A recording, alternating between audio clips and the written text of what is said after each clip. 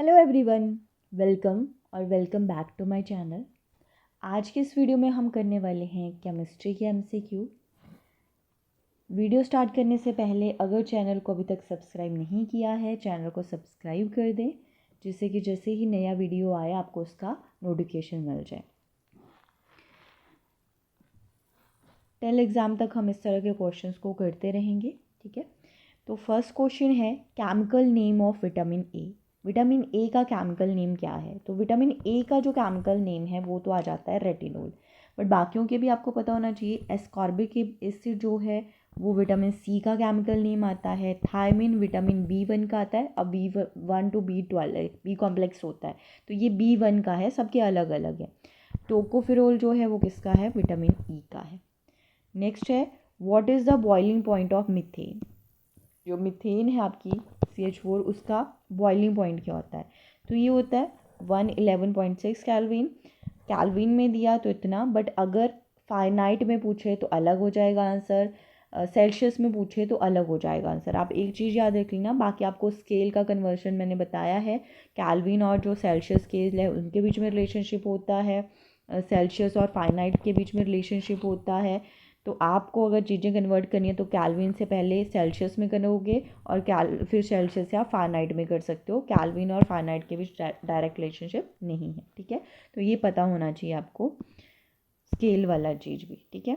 Next है smog is an example. आप अब स्मॉग जो है आपको पता है किसके कॉम्बिनेशन से बनती है?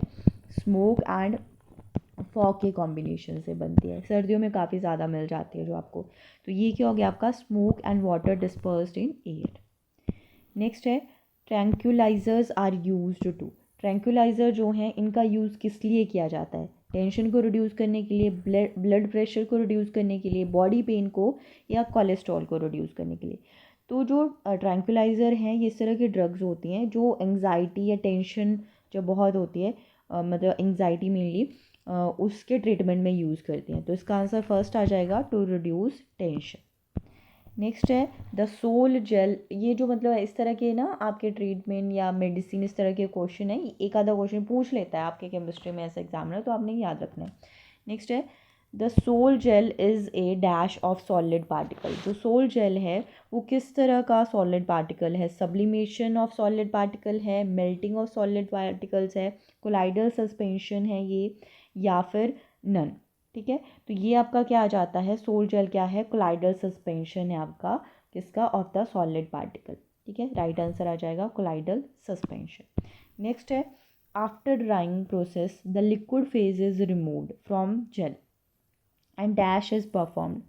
ड्राई करने के बाद लिक्विड फेज से रिमूव किया जाता है जेल को, और उसके बाद कौन सी प्रोसेस की जाती है? तो उसके बाद किया जाता है कैल्सिनेशन, ठीक है। याद रखना है ये भी आपने। नेक्स्ट है solid solution in which the solute is a gas. आपने बताना है यहाँ से कि जो सॉलिड सॉल्यूशन है जिसमें सॉल्यूट क्या है? गैस है। कौन सा होगा इनमें से वो answer? Copper dissolve in gold, camphor in nitrogen gas, solution of hydrogen in palladium, या ऑल ऑफ द अबव। तो इसका जो आंसर आ जाएगा solution of hydrogen in palladium, ठीक है।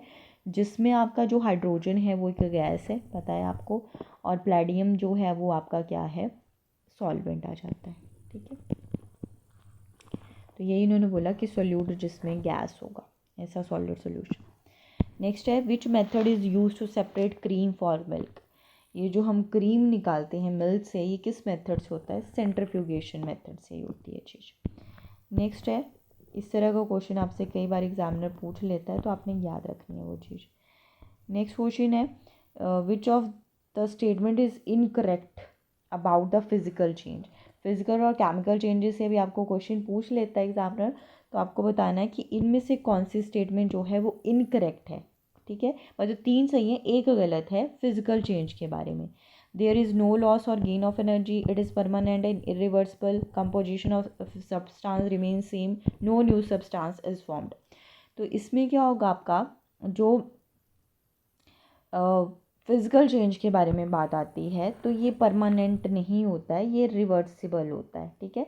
तो आपको ये याद रखना है कि ये क्या है आपका? परमानेंट, टेम्परेरी और रिवर्सिबल होता है, जैसे कि melting of ice, ice melt हो जाता है बट वो फ्रोज भी हो सकता है फिर से, तो ये एक तरह के फिजिकल चेंज का एग्जांपल आता है। बट कंब्यूशन वगैरह ये किसका, केमिकल चेंजेस का एग्जांपल आ जाते हैं। Emulsion is known as, emulsion को क्या कहते हैं? कोलाइडल सोल्यूशन है टू लिक्विड्स का, ट्रू सोल्यूशन है, colloidal solution of substance having different physical states, या नन। तो जो एमल्शन है वो आपका क्या होता है, कोलाइडल सोल्यूशन होता है ऑफ टू लिक्विड्स का, ठीक है। और कैसे लिक्विड्स, ऐसे लिक्विड जो यूजुअली एक दूसरे के साथ मिक्स नहीं हो पाते हैं, ठीक है, वो आ जाते हैं आपकी एमल्शन। क्लियर? तो एग्जाम्पल क्या आ जाते हैं आपके, जो पेंट्स वगैरह हैं, लोशन वगैरह हैं, या जैसे सैंडविच बनाने के जो मायो आप सॉसेस का यूज़ करते हो, वो सारे आपकी क्या है, एमल्शंस आ जाते हैं। नेक्स्ट क्वेश्चन है, इन ए ट्रू सोल्यूशन, एक ट्रू सोल्यूशन में क्या होगा, a solute completely gets dissolve in the solvent, a solute not completely gets dissolve in the solvent, combine two liquids that normally don't mix, ये तो emulsion वाला चीज़ आ गई, none, तो ये तो होगा नहीं, है ना, ये भी नहीं है। ट्रू सॉल्यूशन जो है वो क्या होता है, जब एक सोल्यूट कम्प्लीटली डिज़ोल्व हो जाता है सॉल्वेंट में, उसे हम क्या कह देते हैं, ट्रू सॉल्यूशन कह देते हैं, ठीक है। जिस कोई भी चीज़ है, जो सॉल्वेंट है जिसमें आपका जो सोल्यूट है वो कम्प्लीटली मिक्स हो जाएगा, उसे कहेंगे हम ट्रू सॉल्यूशन। और जहाँ पे दो लिक्विड जो यूजुअली मिक्स नहीं होते हैं, इस तरह के मिक्सचर को हम किसका नाम दे देते हैं, एमल्शन का नाम दे देते हैं। क्लियर? तो ये आज के लास्ट क्वेश्चन था। वीडियो अच्छी लगी हो तो वीडियो को लाइक कर दें। That's all for today. Thank you for watching.